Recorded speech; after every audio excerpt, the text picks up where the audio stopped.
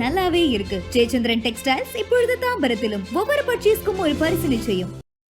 GT Holidays, South India's #1 travel brand. என்ன பேசினார் உங்ககிட்ட சுந்தர் பிச்சை அவர்கள்? எங்கள்கிட்ட ஐயா நல்லா இருக்கீங்களா, உங்களுக்கு பணம் வேணுமா, என்ன சாப்பாடு வேணாலும் எவ்வளோ வேணாலும் நான் பணம் தர்றேன்னு. அப்பேற்பட்ட வெயிட்டான உள்ளவங்க நம்மள்கிட்ட எல்லாம் எங்கள் செக்யூரிட்டிகிட்ட பேச போகிறாங்க. வந்தோடனே அவங்க டியூட்டியை பார்த்து போயிடுவாங்கன்னு நினச்சிருந்தேன். அவ்வளோ அன்பாக இருந்து பேசிட்டு 2000 ரூபா பணத்தை எடுத்து பையில் வச்சுட்டு ஐயா போயிட்டு வரணுக்கு கூப்பிட்டு போனாங்க. சுந்தர் பிச்சை சாரோட தம்பி, அவங்க அம்மா அப்பா எல்லாரும் அவ்வளோ க்ளோஸாக வந்து அவங்க வந்து என்ன ஒரு செக்யூரிட்டின்னு நினைக்கல சார், அவங்க வீட்டு பிள்ளையாக நினைச்சாங்க. நம்மளுக்கு தனி ரூம் கொடுத்து ஏசியிலேருந்து முதல் கொண்டு கட்டில் மெத்த போக்குவரத்து எல்லா வசதியும் செஞ்சு கொடுத்தாங்க. அந்த இடத்துல இருந்த மாதிரி செக்யூரிட்டிக்கு எங்கேயுமே அமையாது சார். கட்டில் மெத்த போக்குவரத்து அதில் உள்ள வெள்ளி பாத்திரங்கள் பித்தளை பாத்திரங்கள்லாம் நிறைய இருந்துச்சு. ஒரு சாமான் கூட நாங்கள் எடுக்க போகிறதில்ல, எல்லாம் அவங்கள்ட்டே கொடுத்துருங்க. உங்களுக்குன்னு ஒன்று கேட்கலையே அப்படின்னு கேட்டாங்க. நான் என்னத்தான் கேட்குறது, இந்த டிவியை கொடுங்க, நான் ஊரில் கொண்ட பிள்ளைங்கள்கிட்ட கொடுக்கணும். தாராளமாக பண்ணிட்டு கொண்டு போகிறது கொரியர் காசு முதல் கொண்டு இங்கேருந்து கொடுத்து அனுப்புனாங்க. மாதிரி அந்த இடத்த வந்து மணிகண்டன் சார்கிட்ட விற்றுட்டோம், இனி இந்த ஒரு மாதம் இருங்க அந்த கட்டணம் இடிக்கிறது வரைக்கும், அப்புறம் நீங்கள் போகலாம் அப்படின்னு சொன்னாங்க. வருத்தப்பங்க நானே 2 தடவை அங்கே வந்தேன். நம்ம 2-3 வருஷமாக இருந்தது வகையின்னு இடிச்சதோடு மறுபடியும் கட்டாமல் போட்டு போயிட்டாங்களே அப்படின்ட்டு ரொம்ப. Behindwoods நேயர்களுக்கு வணக்கம். சமீபத்தில் கூகுளுடைய CEO சுந்தர் பிச்சை அவர்கள் தான் படித்து வளர்ந்த அசோக் நகர் வீட்டை விற்பனை செஞ்சிட்டாரு அப்படிங்கிற செய்தி வந்தது. அதே வீட்டில் கடந்த 2 ஆண்டுகளாக வாட்ச்மேனாக பணியாற்றிய திரு காமராஜ் அவர்களை தான் இப்போ சந்திக்க போறோம். கூகுள் CEO சுந்தர் பிச்சை இருக்காரு இல்லையா, அவர் வீட்டில் வந்து நீங்க வாட்ச்மேனா வேலை பார்த்தீங்கன்னு சொல்லிட்டு கேள்விப்பட்டோம். எப்போ சேர்ந்தீங்க, எவ்வளோ வருஷம் அங்கே வேலை பார்த்தீங்க, அதெல்லாம் கொஞ்சம் விளக்கமா சொல்லுங்க சார். நான் ஒரு 3 வருஷமா அங்கே வந்து வேலை பார்த்தேன். இப்போ அவங்க பாட்டியம்மா தவறுனத்திலிருந்து அங்கே இருந்தேன். அவங்க சார் இங்கே வரவே இல்லை. இப்போ வந்து இடையில ஒரு 3 மாதத்துக்கு முன்னாடி இந்த 13 பட்டம் கொடுக்கறதுக்காக ஊருக்கு வந்தாங்க. வந்துட்டு ஒரு நைட்டு ஒரு 2-3 ஹவர் தான் இருந்தாங்க. அப்புறம் உடனே மகாபலிபுரத்தில் அவங்களுக்கு ப்ரோக்ராம்ட்டு போயிட்டாங்க. அவங்க அம்மா அப்பா இருந்தாங்க. அப்புறம் அவங்க சொன்னாங்க, இந்த மாதிரி அந்த இடத்த வந்து மணிகண்டன் சார்கிட்ட விற்றுட்டோம், இனி இந்த ஒரு மாதம் இருங்க அந்த கட்டணம் இடிக்கிறது வரைக்கும், அப்புறம் நீங்கள் போகலாம் அப்படின்னு சொன்னாங்க. அப்புறம் அதில் தங்கியிருந்தேன். முதல்ல நீங்கள் அந்த வீட்டுக்கு வேலைக்கு போகும்போது அது கூகுள் CEO சுந்தர் பிச்சையினுடைய வீடுன்னு உங்களுக்கு தெரியுமா? அவங்க போன பிறகு தான் சார் எனக்கு தெரியும். அவங்க பாட்டியம்மா இருந்தாங்க, அவர் படித்தது வளர்ந்தது எல்லாமே அந்த வீடு தானா. அதுக்கு பிறகு தான் நான் கேட்குற போது கூகுளில் சுந்தர் பிச்சைன்னு இருக்காங்க, அவங்க வீடு இது அப்படின்ட்டு. அவர் படித்ததுக்கெல்லாம் மேலே தனி ரூம்பு அதுன்ட்டு. அப்புறம் அவங்க பாட்டியம்மா தவறுனத்துலேருந்து நான் ஒரே ஆளாக தான் அதில் இருந்தேன் 2 வருஷம். அதுக்கு பிறகு தான் இப்போ சார் எல்லாம் ஊர்லேருந்து வர்றாங்கன்னு சொன்னாங்க. வந்த பிறகு தான் அப்புறம் சரின்ட்டு அந்த வீட்டை விற்றுட்டேன். கூகுளுடைய CEO சுந்தர் பிச்சையினுடைய வீடுன்னு எனக்கு தெரியாது அப்படின்னு சொன்னீங்க இல்லையா, தெரிஞ்ச உடனே எந்த அளவுக்கு ஆச்சரியமா இருந்ததா? அப்பேற்பட்ட பெரிய இடத்துக்கு நம்மளுக்கு வாய்ப்பு கிடைச்சுன்னு நினச்சிருந்தேன் சார். சந்தோஷமா இருந்ததா? நல்ல சௌகரியமா நம்மளுக்கு தனி ரூம் கொடுத்து கட்டில் மெத்த போக்குவரத்து எல்லா வசதியும் செஞ்சு கொடுத்தாங்க. ஏசியிலேருந்து முதல் கொண்டு யாருக்குமே இது மாதிரி ஒரு செக்யூரிட்டி கொடுத்தது இல்லை. 2வது அவங்க பாட்டியம்மா இருந்து கொஞ்ச நாள் கழிச்சு அவங்க உள்ள எல்லாம் காரியம் பண்ணிக்கிட்டு இருந்தாங்க. 1 ஆண்டு காலம் அந்த காரியம் பண்ணுறது முடிஞ்சு போச்சு. முடிஞ்ச உடனே கம்ப்ளைண்டாக சாவி என்கிட்டே கொடுத்துட்டு எல்லாமே உங்கள் பராமரிப்பில் இருக்கணும்ட்டு பராமரிப்பு வீடு வச்ச உடனே அவங்க வீட்டில் ஒரு 10 வருஷத்துக்கு முன்னாடி அடுத்த வீதியில் வேலைக்கு இருந்தாங்களாம். அந்த அம்மாவை தேடி பிடிச்சி கொண்டு வந்து ஒரு சாமான் கூட இங்கே இருக்கக்கூடாது, எல்லாம் அவங்கள்ட்டே கொடுத்துருங்க. அதாவது வீட்டுக்கு வேலை செஞ்சுக்கிட்டு இருந்தவங்க வீட்டுக்கு அவங்கள்ட்ட எல்லா பொருளும் கட்டு மெத்த போக்குவரத்து அதில் உள்ள வெள்ளி பாத்திரங்கள் பித்தளை பாத்திரங்கள்லாம் நிறைய இருந்துச்சு. எல்லாமே ஒரு பொருள் கூட நாங்கள் எடுக்க போகிறதில்ல, எல்லாம் அவங்கள்ட்டே கொடுத்துருங்க. சுந்தர் பிச்சையினுடைய அம்மா சொல்லி அவங்க மாமா வந்து சொன்னாங்க. அப்புறமா எல்லாம் கொடுத்து பிடிச்ச பிறகு அவங்க அம்மா வந்து இருக்கும் போது இந்த வாட்சு 2 வாட்சை புதுசாக கொண்டு வந்து கொடுத்து ஒரு வாட்சை கட்டிட்டு ஒரு செல்ஃபி எடுத்துக்கிறாங்க செக்யூரிட்டி அப்படின்னாங்க. எடுத்துக்கிறேங்கம்மா. யார் உங்களுக்கு வாட்ச் கொடுத்தது? சுந்தர் சாரோட அவங்க அம்மா. சுந்தர் பிச்சை சாருடைய அம்மா உங்களுக்கு வாட்ச் பிரசன்ட் பண்ணாங்க. ஆமாம், பண்ணிட்டு 10,000 ரூபா பணம் கொடுத்தாங்க. பணம் கொடுத்துட்டு அவங்க பிற்பாடு இது எல்லாம் கொள்ளிட்டு உங்களுக்குன்னு ஒன்று கேட்கலையே அப்படின்னு கேட்டாங்க. நான் என்னத்தான் கேட்குறது, இந்த டிவியை கொடுங்க, நான் ஊரில் கொண்ட பிள்ளைங்கள்கிட்ட கொடுக்கணும். தாராளமாக பண்ணிட்டு எல்லாமே கொடுத்து ஒரு பிரித்து போக்குவரத்து அங்கே அமெரிக்காவிலேருந்து கொண்டு வந்தது எல்லாம் கொடுத்து சந்தோஷப்படுத்தினாங்க. அப்புறம் ஊருக்கு போகிற அன்னைக்கு ஒரு 2000 ரூபாய் எனக்கு காசு கொடுத்து ஊருக்கு போயிட்டு சந்தோஷமாகப்பா. பொருள் கொடுக்குறது ஒரு பக்கம், உங்ககிட்ட எப்படி பேசி பழகுவாங்க? அவ்வளோ அன்போட பேசுனாங்க எல்லா பேருமே. ஆனால் சுந்தர் பிச்சை சாரோட ஒய்ப்பு தான் தமிழ் தெரியாதவருக்கு. வாய்க்கா அவங்க தம்பி, அவங்க அம்மா அப்பா எல்லாரும் அவ்வளோ க்ளோஸாக வந்து அவங்க வந்து என்ன ஒரு செக்யூரிட்டினே நினைக்கல சார், அவங்க வீட்டு பிள்ளையாக நினைச்சாங்க. சுந்தர் பிச்சை சாரோடைய அப்பா அவர் என்ன சொல்லுவார் உங்ககிட்ட, அவர் என்ன பேசுவார்? அவர் வந்து ஒரு ட்ரிப்பு தான் சார் அங்கே வந்தாங்க. அவர் அதிகமாக சந்திச்சு அவர் வந்து அதிகமாக வரல. அந்த வீடு இடிக்கிற போது தடைப்பட்டு போச்சு, அதில் உள்ள பர்மிஷன்லாம் வரலைன்னு சொல்லி அதுக்காக சார் வந்துட்டு நான் போய்ட்டு ஒரு 2 ஹவரில் நான் அதை முடிச்சு கொடுக்குறேன், நீங்கள் ஆட்களையெல்லாம் போய் சொல்ல வேண்டாம் இருங்கன்னு சொல்லிட்டு செக்யூரிட்டி இருங்க அப்படின்ட்டு போனதோடு போயிட்டாங்க. அதுக்கு பிறகு அவர்கிட்ட நீங்க அதிகம் நம்ம பேச்சு இல்லை சார். சுந்தர் பிச்சை சாரை முதல்ல எப்ப பாத்தீங்க? இப்பதான் சார் ஃபர்ஸ்ட் ட்ரிப்பு. இந்த கடைசியா இப்ப அந்த மகாபலிபுரத்துக்கு வந்தாரு. மகாபலிபுரத்துக்கு வர்ற போது தான் சார் டெல்லியில இருந்து வந்தாங்கல்ல. வந்தோடனே அன்னைக்கு நைட்டு அங்கே வர்றேன்னு சொல்லியிருந்தாங்க. வர முடியல. ரொம்ப பேர் வந்து அவங்களுக்காக வெயிட் பண்ணி பகல் பூரா ஃபுல்லாகவே யார் முக்கியமான உள்ளவங்க பூரா வந்திருந்தாங்க. சார் வரலையா சார் வரலன்னு அவங்க எந்த டயத்தில் வர்றது என்னென்னு. ஆனால் சார் வர்றதுன்னு பர்மிஷன் கொடுத்துருக்காங்க. மாமா சொல்லியிருக்காங்க எப்போ வர்றதுன்னு தெரியாதுன்னு. அதே மறாவதுனால நைட்டு 8 மணிக்கு வந்தாங்க. வந்த உடனே ஒரு 10 நிமிஷம் உள்ளே இருந்தாங்க. இருந்துட்டு உடனே மேலே மொட்டை மாடிக்கு பிள்ளைங்களெல்லாம் அழைச்சிட்டு போயிட்டு ஒரு 1/2 hour அங்கே அவர் படித்த அந்த அறையெல்லாம் போய் பார்த்துட்டு எல்லாத்தையும் திறந்து விட்டேன். எல்லா ரூமையும் சுற்றி பார்த்தாங்க. பார்த்துட்டு அவங்க பாட்டி அம்மா தங்கி இருந்தது, சார் படித்தது, அவங்க குடும்பத்தில் எல்லாம் பார்த்துட்டு சுற்றி ரவுண்டு வீட்டை கோலி எல்லா இடமும் பார்த்து முடிச்சுட்டு பிள்ளைங்களுக்கெல்லாம் எல்லாம் சுற்றி காட்டிட்டு அது மேலே மொட்டை மாடியிலேருந்து இந்த இடம்னு காமிச்சிக்கிட்டு இருந்தாங்க. நானும் அங்கே தான் இருந்தேன். கடைசியாக நான் சார் இருந்தால் 2 பேரும் டோரை பூட்டிட்டு வாங்க போகலாம் அப்படின்னு சொல்லி என்ன பேசினார் உங்ககிட்ட சுந்தர் பிச்சை அவர்கள்? எங்கள்கிட்ட ஐயா நல்லா இருக்கீங்களா, எப்படி இருக்கீங்க, இங்கே இருக்கிறது உங்களுக்கு பிடிக்குதா, போக்குவரத்து எப்படி இருந்தியா அப்படின்னு. இந்த மழையெல்லாம் தண்ணியெல்லாம் இருந்துச்சுன்னா அதெல்லாம் தண்ணி இருந்தாலும் கொஞ்சம் 2-3 நாளையில் வடைஞ்சிடும் சார். அதுக்கெல்லாம் ஒன்றும் பிரச்சனை இல்லை. அடிக்கடி மாமா 2 பேரும் வந்து ஏன்னா அந்த அளவுக்கு நேச்சு பார்த்துக்கிட்டு இருந்தாங்க. ஒரு குறையுமே இல்லை. உங்களுக்கு பணம் வேணுமா உடனே கொண்டு வந்து செலவுக்கு சாப்பாடு இல்லைன்னா நல்லா உயர்தரமான மழை தண்ணியிலேருந்து எதுவும் நோய்வாய்ப்பட்டுக்கிடக்கூடாது. என்ன சாப்பாடு வேணாலும் எவ்வளோ வேணாலும் நான் பணம் தர்றேன்னு. இப்போ சுந்தர் பிச்சை சார் உங்ககிட்ட இவ்வளோ எளிமையாக பேசினாரா? நேரடியாக ரொம்ப அழகாக நம்ம சாதாரணமாக பேசுறது போல் அவ்வளோ அன்போடு பேசிக்கிட்டு இருந்துச்சு. கிட்டத்தட்ட ஒரு 1 hour இருந்தாங்க சார். நான் இந்த அளவுக்கெல்லாம் பேச மாட்டாங்கன்னு. அப்பேற்பட்ட வெயிட்டான உள்ளவங்க நம்மள்கிட்டலாம் எங்கள் செக்யூரிட்டிகிட்ட பேச போகிறாங்க. வந்தோடனே அவங்க டியூட்டியை பார்த்துட்டு போயிடுவாங்கன்னு நினச்சிருந்தேன். அவ்வளோ அன்பாக இருந்து பேசிட்டு 2000 ரூபா பணத்தை எடுத்து பையில் வச்சுட்டு ஐயா போயிட்டு வரணுக்கும் முட்டு போனாங்க சார். போகும்போது உங்ககிட்ட பணம் கொடுத்துட்டு வரேன்னு வரேன்ட்டு போனாங்க. நாளைக்கு மகாபலிபுரத்தில் சமயத்தில் வர முடிஞ்ச வாய்ப்பு இருந்தால் வர்றேன், இல்லை இங்கே சொன்னால் நான் உடனே அந்த வழியாக நான் அமெரிக்கா கிளம்பிடுவேன், அம்மா அப்பா இருப்பாங்க, உங்களை பார்த்துக்குறவங்க, அது வரைக்கும் இருந்துட்டு சந்தோஷமாக போயிட்டு வாங்க ஐயான்னு சொல்லிட்டு போனாங்க. நீங்கள் எதிர்பார்த்தீங்களா உலகம் பூரா தெரிஞ்ச ஒரு பெரிய ஆள் வந்து இந்த அளவுக்கு எளிமையாக பேசுவார் நம்மக்கிட்ட?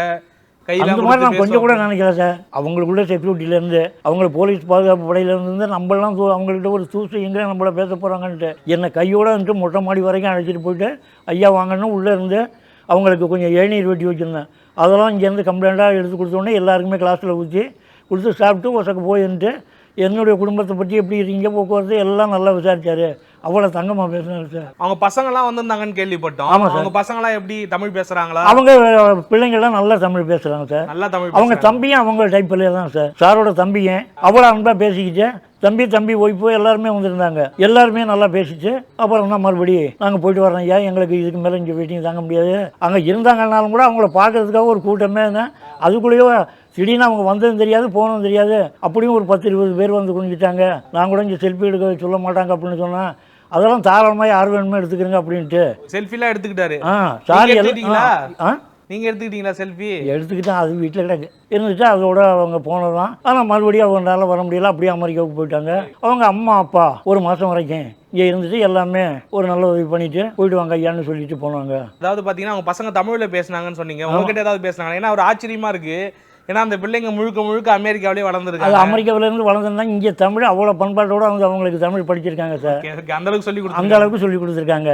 இப்போது வந்து எப்படி நம்ம தமிழ் பிள்ளைங்க வந்து ஹிந்தி மீடியம் இங்கிலீஷ் மீடியம் படிக்கிற அதே அளவுக்கு அவங்களுக்கு வந்து அந்த நம்மளுடைய தாய்மொழி பரம்பரை வந்து அந்த அளவுக்கு சுத்தமாக கற்றுக் கொடுத்துருக்காங்க. என்னுடையும் பேசுனாங்க ஐயா. அதனால் நான் கூட சொன்னேன் ஓரமாவெல்லாம் போகாதீங்கம்மா சமயத்தில் வழுங்குள்ள அப்படின்னா ரொம்ப நல்லது ஐயான்ட்டு எல்லாம் தாராளமாக நல்லா பேசிக்கிட்டு இருந்தாங்க. அதாவது பார்த்தீங்கன்னா நான் முன்னாடியே சொன்ன மாதிரி கிட்டத்தட்ட ஒரு 45 வருஷத்துக்கு முன்னாடி கட்டின வீடு. அது ஒரு 45 வருஷத்துக்கு மேலே இருக்கும். அதை விற்க போகிறேன் அப்படின்னோடனே அவங்க ஏதாவது வருத்தப்பட்டாங்களா? ஏதாவது வருத்தப்பட்டு அவங்ககிட்ட பகிர்ந்துக்கிட்டாங்களா? அது அந்த அளவுக்கு நம்மள்கிட்ட நம்ம கன்சல்ட் அவங்க மணிகண்டன் யார் வந்து வாங்க போகிறாங்கன்னே தெரியாது சார். அவங்க மச்சானால் வந்து அளவு எடுக்க போகிற போது தான் அவங்க மாமா சொன்னாங்க தம்பி அந்த வீட்டை வச்சுட்டாங்க போல் இருக்கு. அவங்களுக்கு கொஞ்சம் டோர்லாம் ஓப்பன் பண்ணிவிட்டு உள்ளே எல்லாம் கம்ப்ளைண்ட்டாக எடுத்துகிட்டு கேமரா ஃபோட்டோ எடுப்பாங்க. அதை நீங்கள் திறந்து விடுங்க ஐயானா அங்கேருந்து ஃபோன் பண்ணாங்க. நான் திறந்து விட்டு ஒருத்தங்க மேலே மொட்டை மாடியிலலாம் சார் படிக்க ரூமு போக்குவரத்து எல்லாமே அளவு எடுத்துக்கிட்டு அதுங்க ஃபோட்டோ எடுத்துக்கிட்டு போயிட்டாங்க. அதுக்கு பிறகு தான் 2-3 நாளைக்கு சென்று தெரியும் மணிகண்டன் சார் வாங்கியிருக்குதுன்னு சொல்லி. அப்போ மோகன் சார்னு சொல்லி அவருக்கு சூப்பர்வைசர் இருந்தவங்க அவங்க தான் ஃபஸ்ட்டில் இங்கே வந்தாங்க. அப்புறம் ஐயா இந்த மாதிரி வச்சுட்டாங்க, நாளைக்கு வலை கட்ட வரணும், இன்னும் 2-3 நாளையில் உமருங்கிறவர் அந்த வீட்டுக்கு கான்ட்ராக்ட் கொடுத்துருக்கேன், இடிக்க போகிறாரு அப்படின்னு சொன்னாங்க. சரி இடிங்கப்பா அப்படின்ட்டு எனக்கு ஒரு ரூம் ஒதுக்கி கொடுத்துருந்தாங்க. இடிக்க அது வரைக்கும் தங்கியிருந்தேன். அது வரைக்கும் அவங்க மாமா போக்குவரத்து இவங்களும் வந்தாங்க. ராமன் சார் வந்து பார்த்துட்டு உடனே ஐயா நீங்கள் இருங்க, உங்களுக்கு பாதுகாப்பு இல்லைன்னா அந்த எது புதுசாக ஒரு பில்டிங் கட்டுறாங்க, அந்த பில்டிங்லையும் கூட தங்கலாமே அப்படின்னா. இல்லை மகேஷ் சார் வீட்டில் எதுக்கு, எந்த அளவுக்கு அவங்களுக்கு நெருக்கமான வீடுன்னு கேட்குறேன்.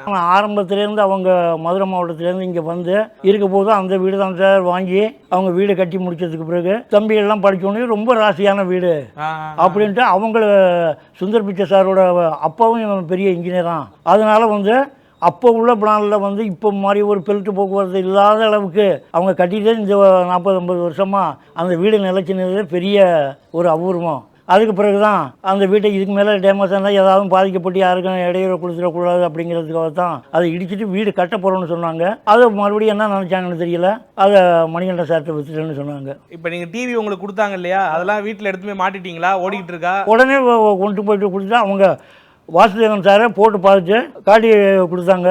அதே மாதிரி ஊருக்கு கொண்டு போகிறது கொரியர் காசு கொண்டு இங்கேருந்து கொடுத்து அனுப்புனாங்க எல்லாமே அவங்களே. ஆமாம், பொருள் மாத்திரம் கொடுத்ததில்ல, போயிட்டு ஊரில் கொண்டு போய் பிள்ளைங்களுக்கு இதுங்க அப்படின்ட்டு கொண்டு போயின்னா நல்லபடியாக ஓடிக்கிட்டு இருக்கு, பிள்ளைங்க எல்லாம் பார்த்துக்கிட்டு இருக்காங்க.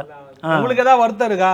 2.5 வருஷம் நம்மளை சௌகரியமாக பார்த்துக்கிட்டாங்க, இப்போ பார்த்தா நம்ம அங்கேருந்து வந்துட்டோமே அப்படின்ற ஒரு வருத்தம் கஷ்டம் ஏதாவது இருக்கா? வருத்தம் நானே 2 தடவை அங்கே வந்தேன், மகேஷ் சார் இருப்பார் பார்த்து வரலாம்ட்டு வந்தேன். அப்போ வர்ற போது நம்ம வாழ்ந்து அவங்க வாழ்ந்தவங்களுக்கு எப்படி இருக்க, நம்ம 2-3 வருஷமாக இருந்தது வகையின்னு இடிச்சத்தோடு மறுபடியும் கட்டாமல் போயிட்டாங்களே அப்படின்ட்டு ரொம்ப மனசு வருத்தத்தோடு தான் வந்துச்சு. மறுபடியும் அவங்க மாமா வீட்டு கூட என்னால் வர முடியல.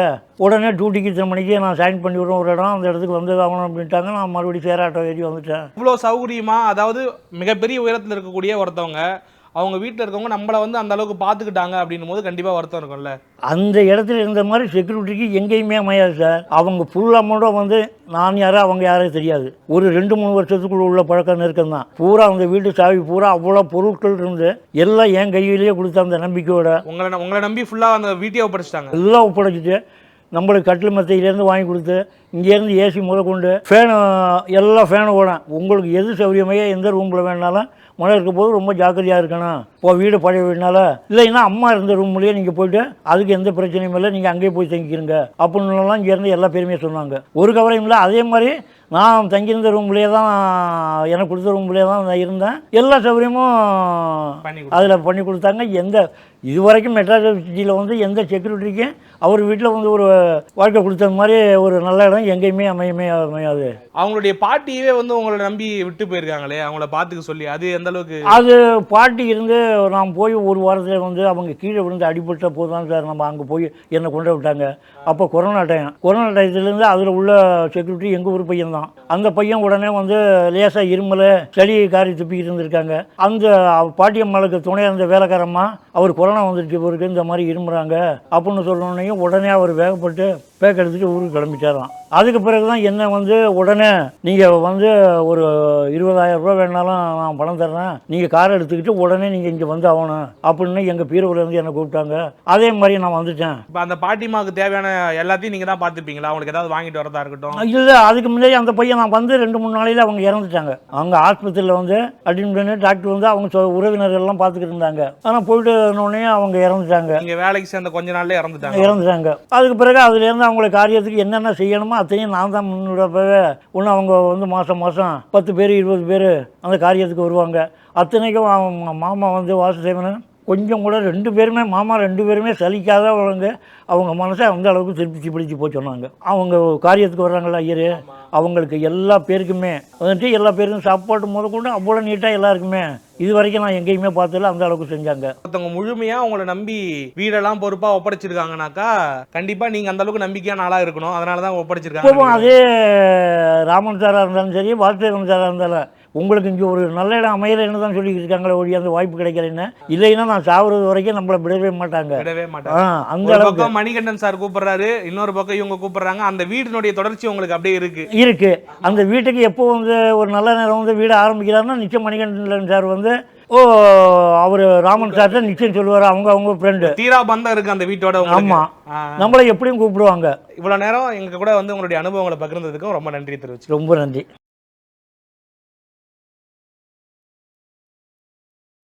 எல்லாமே இருக்கு, நல்லாவே இருக்கு. ஜெயச்சந்திரன் டெக்ஸ்டைல்ஸ் இப்பொழுது தாம்பரத்திலும். ஒவ்வொரு பர்ச்சேஸ்க்கும் ஒரு பரிசு நிச்சயம். GT Holidays, South India's #1 travel brand.